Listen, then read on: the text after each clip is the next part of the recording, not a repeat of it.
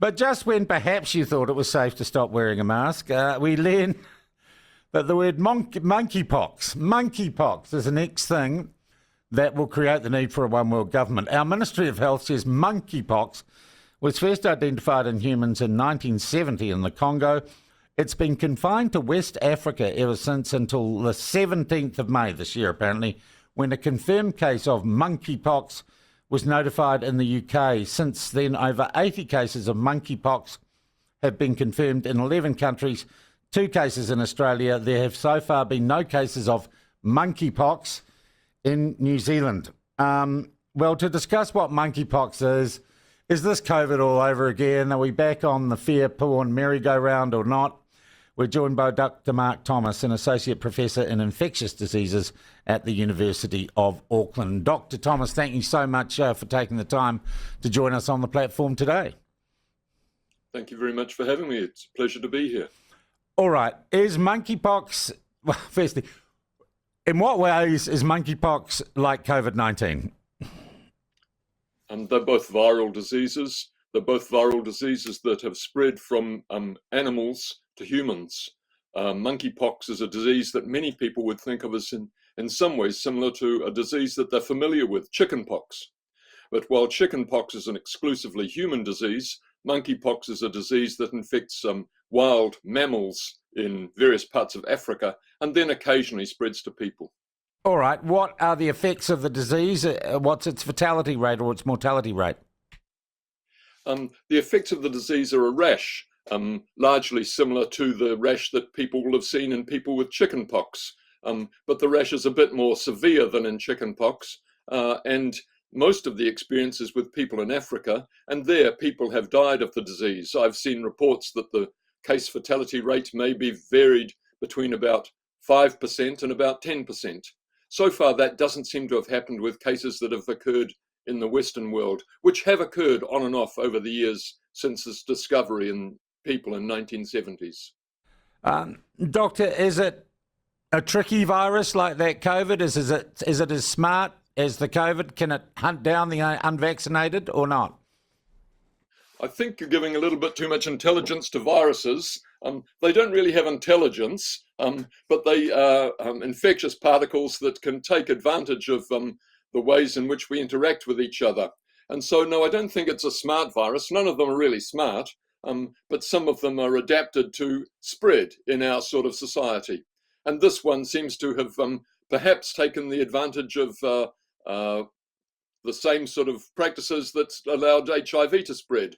This one seems to have perhaps begun or spread dramatically in relation to a gay pride event in the Canary Islands off the coast of Spain, and seems to be particularly affecting people through sexual transmission. Does that mean that someone slept with a monkey at some stage? Everyone sleeps with a monkey sooner or later. All right. But it's spread by sexual contact. That means it's nowhere near as infectious or as difficult to contain the spread of as something like COVID-19, right?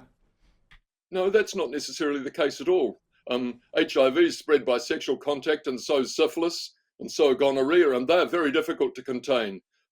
There's all sorts of reasons that make a disease spread by sexual contact very difficult to contain. Sometimes people... It's easy, isn't it, Doctor? You just stop people having sex.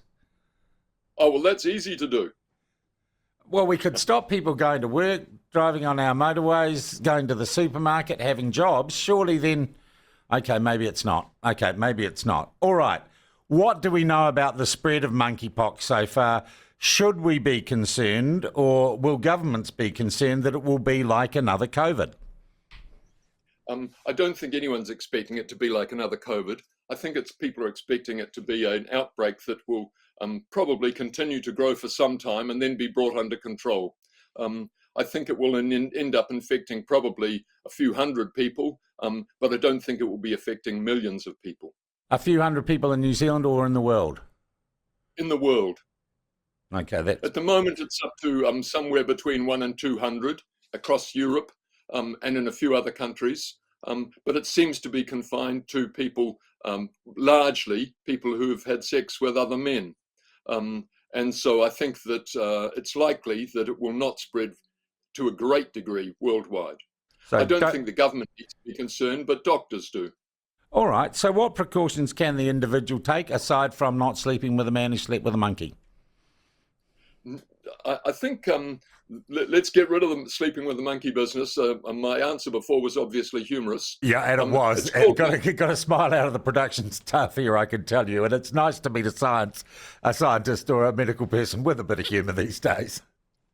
Yep. So it was first described in monkeys, but people don't catch it from monkeys by and large. People catch it from other mammals, rats and squirrels and other forest-dwelling mammals in Africa.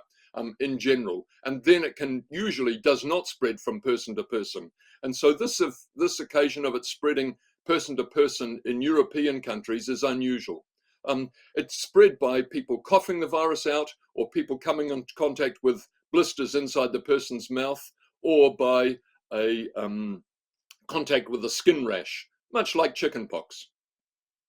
That is great. Is there a vaccine for this? There is a vaccine. Yeah. Many people would have had the smallpox vaccine, or older people, maybe even you yourself. I think I did when I was younger. And people who've had the smallpox vaccine are protected against this virus. And there are other newer vaccines that will also work, but they won't be being produced in large amount at the moment. All right, Dr. Thomas, what I'm hearing from you is, I have to say, personally reassuring, because I'm reading headlines online that are screaming about the next COVID and monkeypox is coming. What I'm hearing from you, as someone who has expertise and has studied this field, is that I do not need to be rushing out and stockpiling toilet paper because of monkeypox, basically.